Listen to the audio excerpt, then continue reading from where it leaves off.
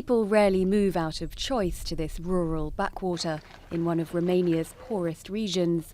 But for Valentina, relocating to the village of Concesti in the far northeast meant the start of a new life, a long way away from her violent, abusive husband. She and her 8 children are among several disadvantaged families who've been welcomed into the community as part of the mayor's plan to combat population decline. Everything was great when we arrived. The fire was already burning, there was food in the house, and bed linen, and it was clean.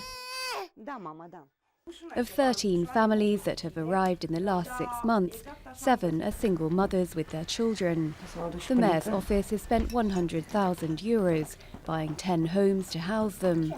It has also helped vulnerable women get back on their feet, finding them work on farms and in construction. Many are cases of domestic violence. I don't know how these women were treated, where they came from, or why measures weren't taken to help the women in these situations like that. They say their lives were very, very hard. 1 in 4 Romanian women have been victims of abuse at the hands of their partners, according to EU figures. But with very little government support for wives and their children who have been victims of domestic abuse, most continue to live alongside their aggressors in violent households. Thanks to the programme, some 60 children are starting their school lives afresh, joining 200 young locals at the village school.